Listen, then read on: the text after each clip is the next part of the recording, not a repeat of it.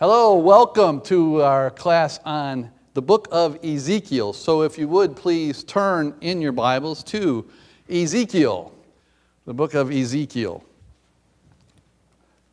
We have a syllabus, and each week we'll be adding notes. Those of you that are watching on the webcast, you can get the notes online and download them. That would be wonderful. And each week we will get these. For those of you here, there'll be 3-hole punch when you come in. Just pick up your notes and you can add them along as we go along. As we usually try to do in these classes, we try and teach for about 45 minutes, and then we take about a 10-15 minute break, and then we try and do another 45-minute teach, and we try and get out of here by 9. But this is the first time we've ever taught the book of Ezekiel. So if you can be flexible, but that's what we'll try and do, but I don't want to commit myself that we'll always do that because this is the first time we're teaching the book, so we'll see how things go. All right? So here we are in Ezekiel chapter 1, and this first hour we're going to look at an introduction, a background, and overview of this book of Ezekiel. And I have these here on the screen, but also in your Bible you can read this. We'll read the first 3 verses.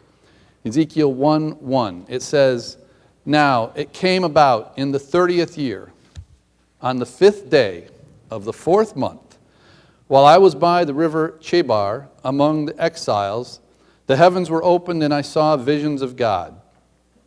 On the 5th of the month, in the 5th year of King Jehoiachin's exile, the word of Yahweh came expressly to Ezekiel the priest, the son of Buzi, in the land of the Chaldeans by the river Chebar, and there the hand of Yahweh came upon him."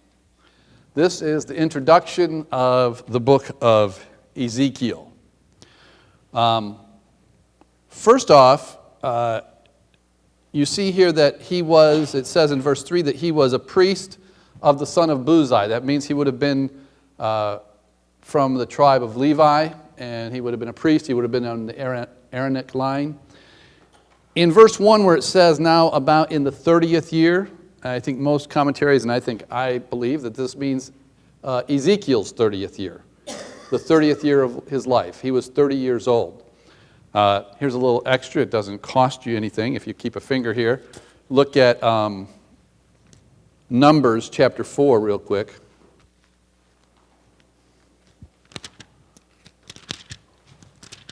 Numbers chapter 4 is where Moses gives the assignments for the Levites to the Levitical line of the families of Kohath, Merari, and Gershon.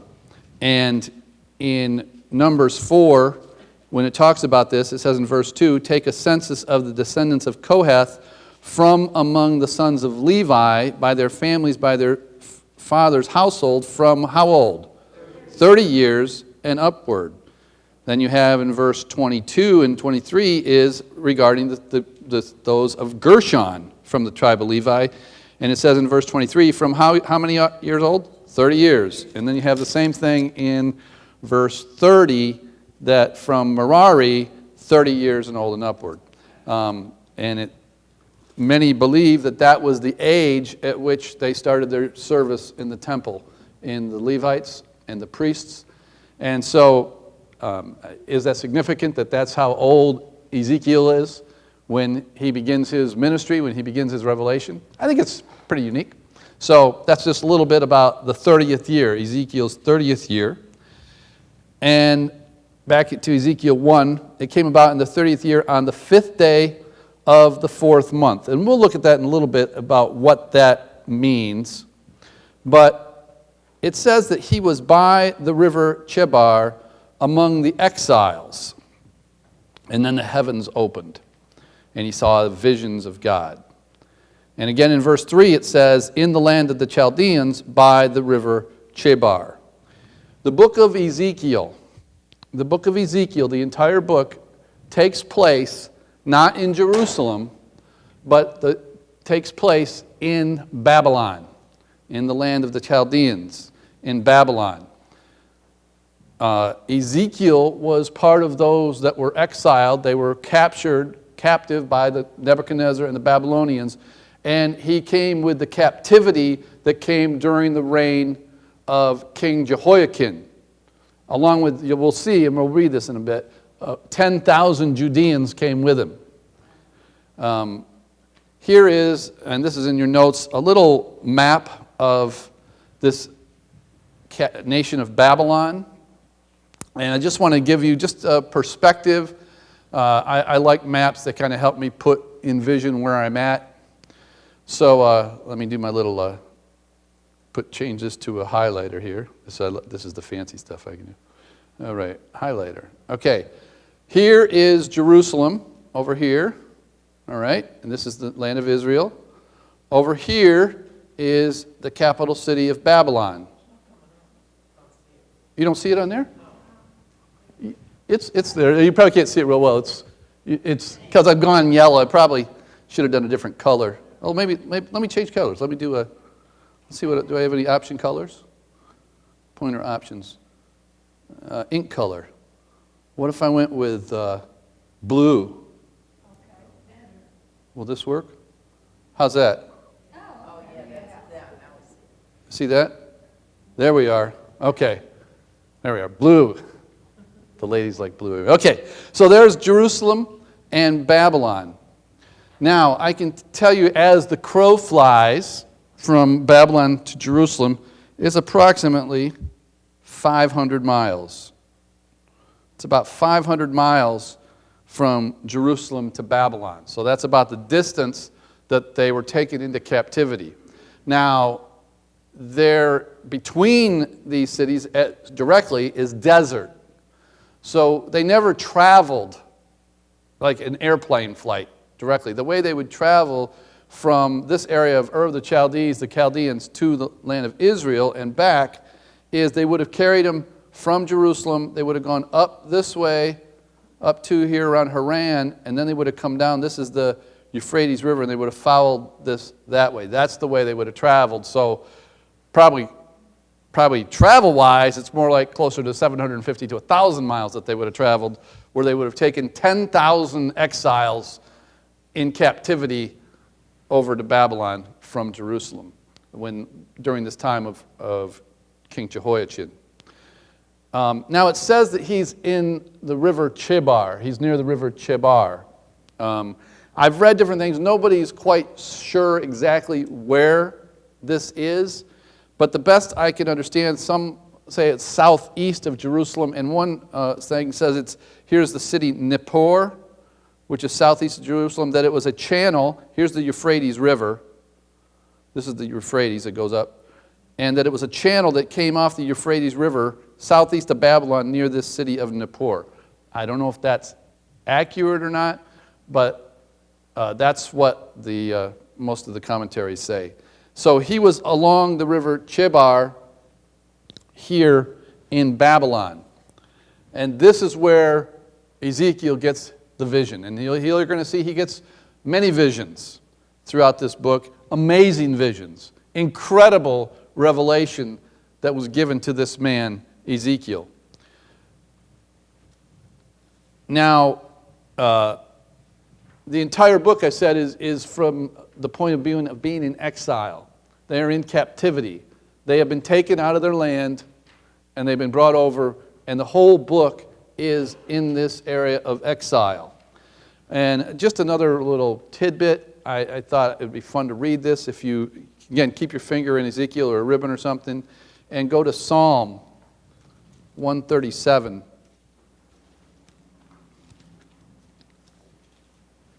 Psalm 137, the author is not given. I don't know who wrote Psalm 137, but Psalm 137 was written by someone in exile by a river in Babylon.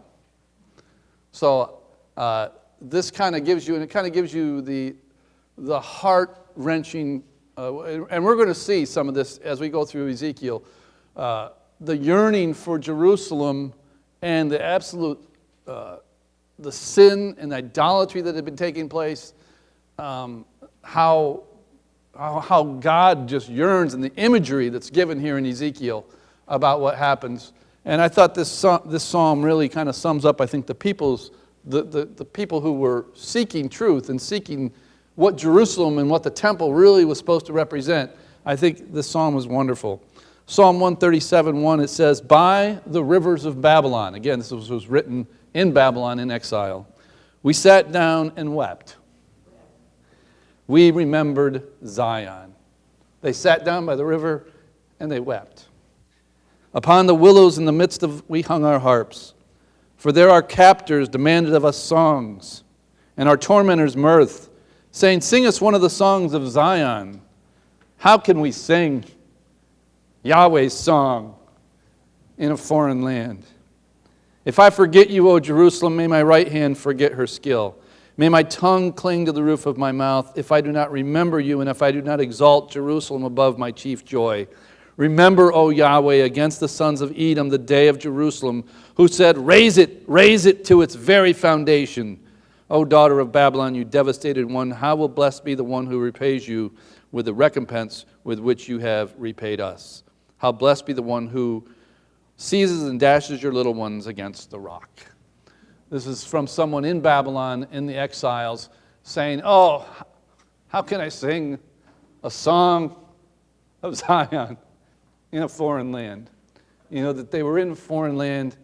And this incident of Edom, where the nation of Edom was kind of cheering on the Babylonians to destroy Jerusalem when it happened. Raise it, destroy it. This comes up in Ezekiel later on when he gives his prophecy against the nation of Edom, how they were ridiculing God's city and God's people. But anyways, that's a little tad bit.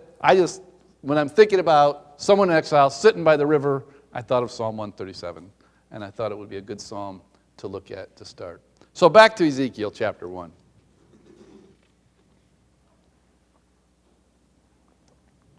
So Ezekiel was a priest in the land of the Chaldeans in exile. Apparently, he was one of the Judeans taken captive to Babylon under the rule of King Nebuchadnezzar. This was the second exile of Jews from Jerusalem.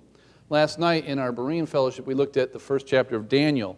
The first exile, actually, of Judeans that made this journey from Jerusalem over to Babylon happened in the third year of Jehoiakim's reign, and that was some of the youth. Not as many people as this time with Jehoiakim, but that's when Daniel, Azariah, Mishael, and Hananiah were all taken into captivity in Babylon. That happened about 8 years before Ezekiel was taken into captivity to Babylon. Just to give you an idea of the Daniel and Ezekiel.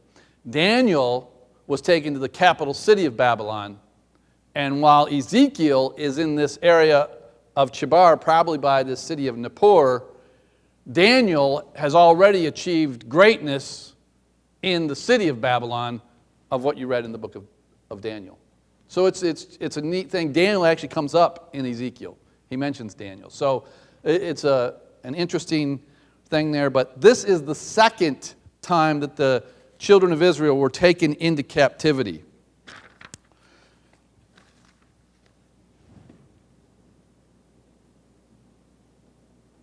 And a few times during this time, he will refer back to this time while he's by the river Chebar. And in the second hour, we're going to really examine this vision that he gets that is the starting vision. But several times throughout the book, he refers back to this time when he first received this revelation from Yahweh. Now, turn in your Bibles to 2 Kings. 2 Kings. We'll come back to Ezekiel, but I'd like to spend a little time here setting the background of what was going on in the nation during this time. And I have these references in your notes. And in your notes, I put in parentheses 2 Chronicles chapter 36. 2 Chronicles 36 parallels what we're going to look here in 2 Kings. We're not going to look at 2 Chronicles. If you would like to read that on your own before next week, that'd be a great chapter to read before the next one, just to kind of get an idea from Chronicles what's said about this time period that we're going to be looking at. But here in 2 Kings chapter 23, and I'd like to start in verse 28. It says, "Now the rest of the acts of Josiah and all that he did, are they not written in the book of Chronicles of the kings of Judah?" Josiah was the last good king. He reigned for like 30 years. He was a great king. He was one of the gems of the kings of Judah. Wonderful king. And this is the recording of his death. In his days, in Josiah's days, Pharaoh Necho, king of Egypt, went up to the king of Assyria to the river Euphrates. And King Josiah went to meet him, and then Pharaoh Necho saw him and killed him at Megiddo. His servants drove his body in chariots from Megiddo and brought him to Jerusalem and buried him in his own tomb. Then the people of the land took Jehoahaz, the son of Josiah, and anointed him and made him king in the place of his father. What happened here with Josiah, he got in the middle of a war between the Babylonians and Egypt. He got right in the middle of it because the Egyptians were coming through Israel to fight the Babylonians, and Josiah tried to stop Egypt. And this actually historically is known as the Battle of Chemosh. It's really the first battle that Babylon really gave it to Egypt and had a major win against the nation of Egypt. And it's historically in the Babylonian Chronicles, there's this Battle of Chemosh is in there. And this is when Josiah died. He died. This great king, the last great king of Judah died. All right? And again, so that's the first thing here on this chart, these chapters, the death of King Josiah. And then his son, Jehoahaz, reigns. All right? You follow it? His son Jehoahaz reigns, and he reigns 3 months. And it says in verse 31, Jehoahaz was 23 years old when he became king, and he reigned 3 months in Jerusalem. And his mother's name was Hamutal, the daughter of Jeremiah of Libnah. He did evil in the sight of Yahweh, according to all his fathers had done. Pharaoh Necho imprisoned him at Riblah in the land of Hamath, and he might not reign in Jerusalem. And he imposed on the land a fine of 100 talents of silver and a talent of gold. Pharaoh Necho made Eliakim, the son of Josiah, king in place of Josiah his father, and changed his name to Jehoiakim. But he took Jehoahaz away and brought him to Egypt, and he died there. So, the first son of Josiah that was made king reigned for 3 months. He was evil, did evil in the sight of the Lord. The king of Egypt came, took him away, took him down to Egypt, and then made his brother, who was the second son of Josiah, Eliakim, changed his name to Jehoiakim, and he now becomes king. So now the second son of Josiah is king. Jehoahaz ended up dying in Egypt. He never came back. That's where he died, down in Egypt. All right? So now Jehoiakim is king, and he reigns 11 years. Verse 35, so Jehoiakim gave the silver and gold to Pharaoh, but he taxed the land. Verse 36, Jehoiakim was 25 years old when he became king, and he reigned 11 years in Jerusalem. And his mother's name was Zebidah, the daughter of Pedaiah of Rumah, and he did evil in the sight of Yahweh, according to all his fathers had done. So he does evil. In his days, Nebuchadnezzar, king of Babylon, came up, and Jehoiakim became his servant for 3 years. Then he turned and rebelled against him.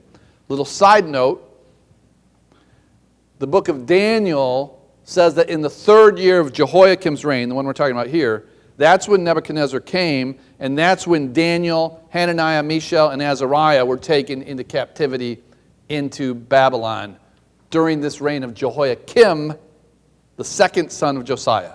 All right? In the 3rd year of his reign. That's when Daniel was taken into captivity. So that happened right here during this time. And the Lord sent against him bands of Chaldeans, bands of Armenians, bands of Moabites, bands of Ammonites. So he sent them against Judah to destroy it, according to the word of Yahweh, which he had spoken through his servants of the prophets.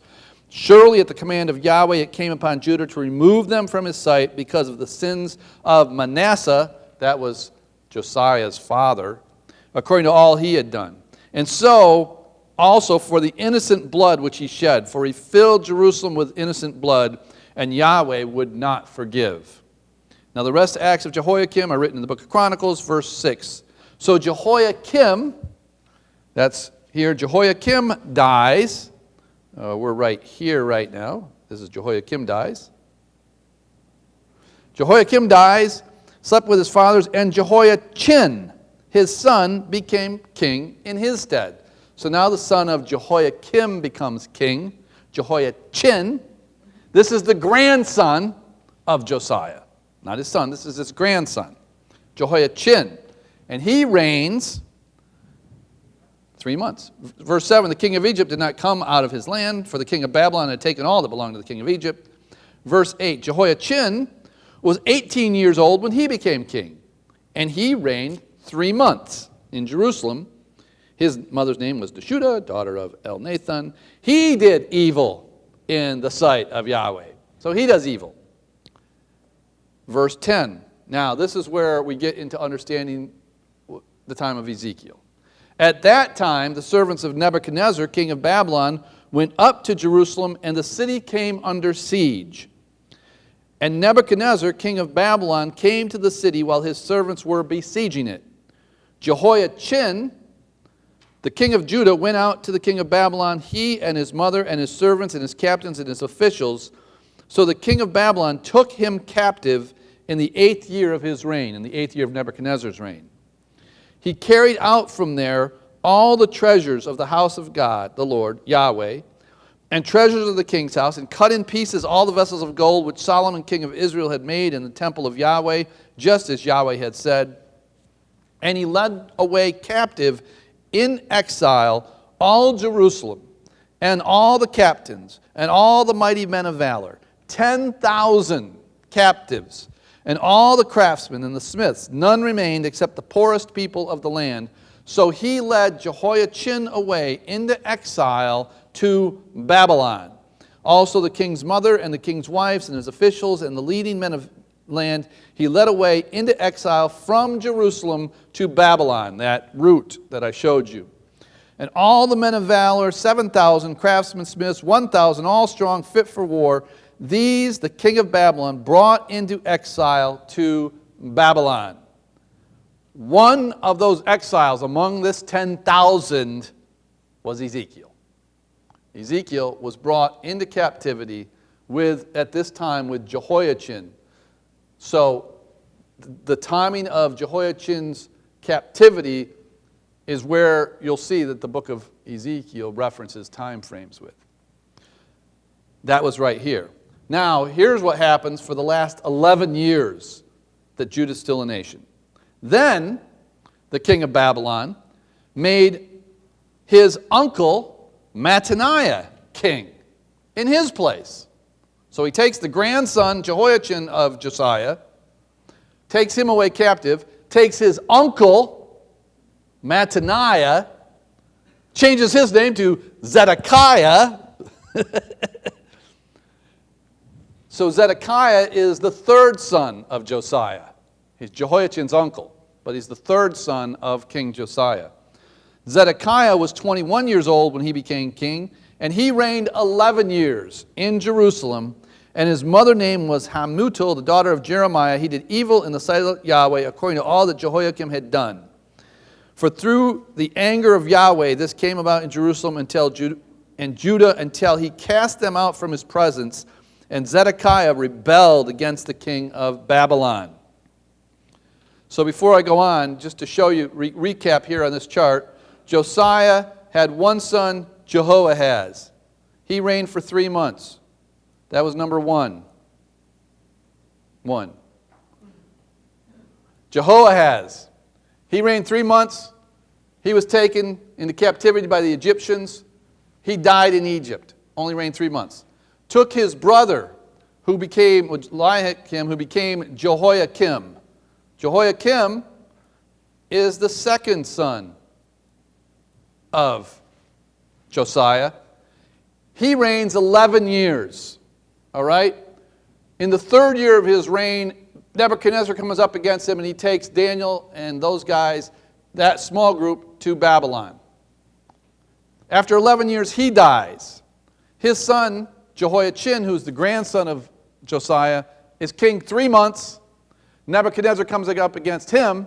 He takes Jehoiachin and 10,000 of Israel into exile into Babylon. And then they make his uncle, Mattaniah, who is Zedekiah. This is the third son of Ezekiel. And he reigns for the last 11 years. All right? Zedekiah is the third son of Josiah. Did I say Ezekiel? Yeah. The third son of Josiah. So those are the three sons. But the important one is the grandson of Josiah, Jehoiachin. And he was taken into captivity in Babylon. Along with him came Ezekiel.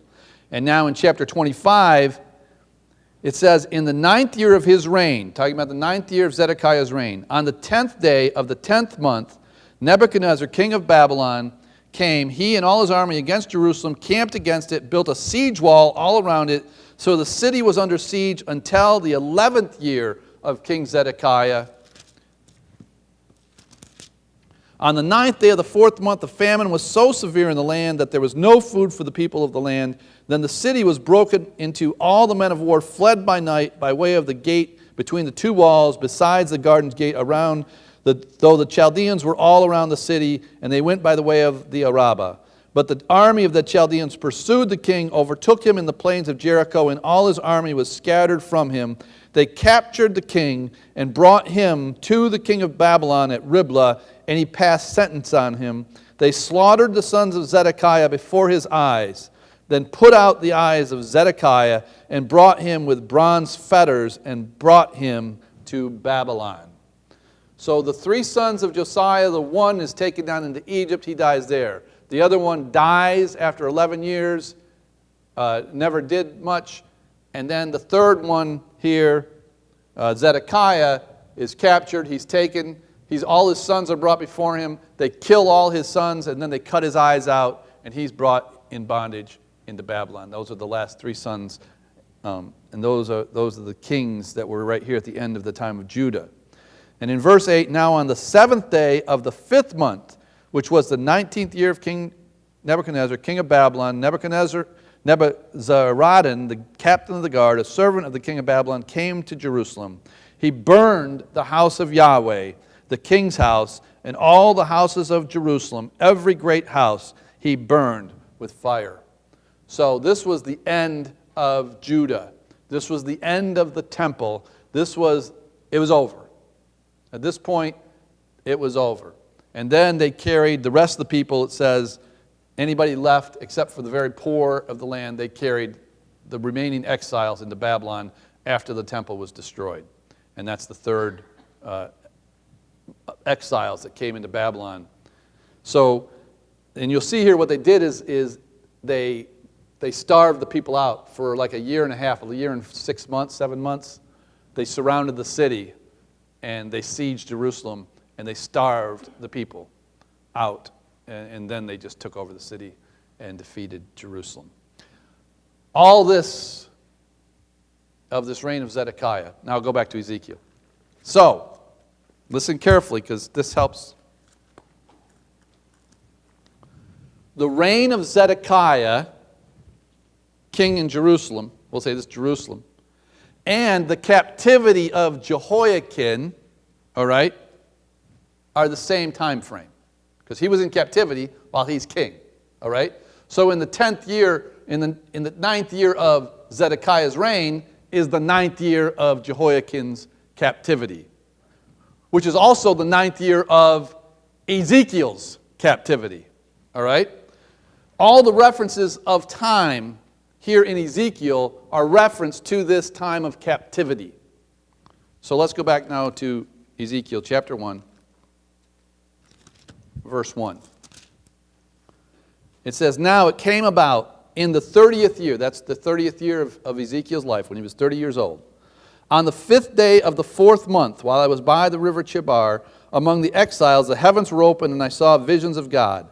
On the 5th of the month, in the 5th year of Jehoiachin's captivity, or exile, the word of Yahweh came expressly to Ezekiel the priest, the son of Buzi, in the 5th year of King Jehoiakim's exile, which was also Ezekiel's exile. In the 5th year so he'd been there 5 years. So he got there when he was 25 years old. And when he's 30 years old, by the river Chebar, the 5th year of captivity, he starts getting visions from God. Things start to happen. Just to show you, the book of Ezekiel is it's actually one of the easier books to follow chronology in the Old Testament. Just look at these. These are in your notes, and they're up here on the chart. In 8:1, well, you can look at them on your own, but you can see in Ezekiel 8:1, you'll see it says it's in the 6th year, 6th month, 5th day. 6th year of what? 6th year of captivity. 6th year of Jehoiakim's captivity. Ezekiel 21, 7th year, 5th month, 10th day. 7th year of what? 7th year of captivity. 24, the 9th year, 10th month, 10th day of his captivity. 29:1, the 10th year, 10th month, 12th day of his captivity. 33:21, the 12th year, 10th month, 5th day of his captivity. You got it? That's how the book of Ezekiel lays out chronologically through the first 33 chapters. And then you jump into Ezekiel 40 in the 25th year of his captivity, beginning the beginning of the year, the 10th day of the month, the 14th year after the city was smitten. And then in the remaining chapters of Ezekiel, he gives the revelation of a restored temple. 14 years after the temple in Jerusalem was destroyed. And that's Ezekiel 40, verse 1. So that's how these all lay out. Now, I'll show you this chart.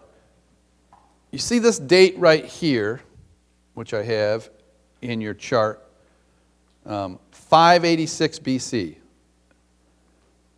That number, that year date, is what almost all scholars agree on is the date and the year that the Babylonians destroyed the first temple. That destruction of the temple occurred in 586 BC. All right? So that's where I get this date from. Whether that's right or not, I don't know, but it gives a nice reference for us to count backwards or forwards from as far as timing things. Now, how many years did Zedekiah reign? We read it in 11 years. So how many years have they been in captivity when the temple's destroyed? Ezekiel been in captivity? 11 years, right? So if you go backwards, 597 BC, Ezekiel, that's when he's brought into Babylon, into captivity. All right? You got it? Was in 597 BC. He's there 5 years, and in 592 BC, the book begins. In captivity, in the 5th year of captivity. All right? So then all these chapters up to verse 33, you see this? We're only talking about 8 years, 7 years, from 592 to 585 BC. It goes to the 12th year. My point is, this revelation that we're going to look at for the majority of it, up until chapter 33, Jerusalem is still a functioning city. Jerusalem still has a king, a Messiah, a Mashiach of Yahweh, ruling for Yahweh, supposedly for Yahweh. The temple is still in existence. There is still priests that are supposed to be serving the one true God. There are princes that are supposed to be serving the one true God in Jerusalem. All right? But Ezekiel is over here in captivity with 10,000 Judeans. And it's to those people that Ezekiel prophesies. And this sets kind of what happens here in the book of Ezekiel. He is a man in captivity who's minding his own business one day, hanging out by the river, and Yahweh calls him. And he gives him, you are going to see some amazing revelation that this man gets. Incredible truth. You see, he's going to tell, before it happens, exactly what the Babylonians are going to do. Details that he's given. Imagery that he's given. He's going to give details of the heart-wrenching heart of God as to why this judgment is going to come upon this people. And he is going to explicitly show the incredible, ugly idolatry that is going on in Jerusalem. And all these chapters, some of it's really even hard to read. Some of it's hard to share because of how vivid imagery that is given to this man of the heart of God regarding this.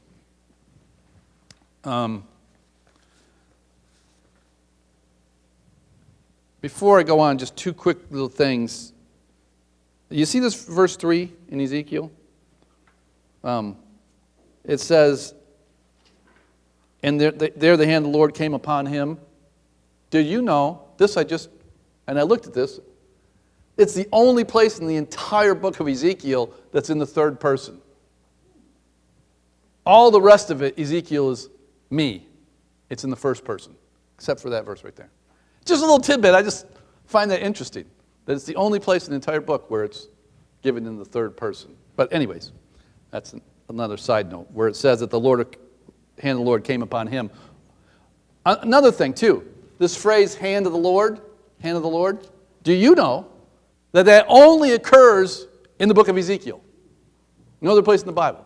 Occurs 7 times. I don't have these in the notes if you want to write these down if you're interested. The hand of the Lord is used in Ezekiel 1:3. It's used in Ezekiel 3, verse 14. It's used in Ezekiel 3, verse 22. It's used in Ezekiel 8:1. It's used in Ezekiel 33:22. It's used in Ezekiel 37, verse 1. And it's used in Ezekiel 40, verse 1. So I'll give those to you again. Hand of the Lord, only used here in the book of Ezekiel, used Ezekiel 1:3, chapter 3, verse 14, chapter 3, verse 22, chapter 8, verse 1, chapter 33, verse 22, chapter 37, verse 1, and chapter 40, verse 1. I think the hand of Yahweh came upon him.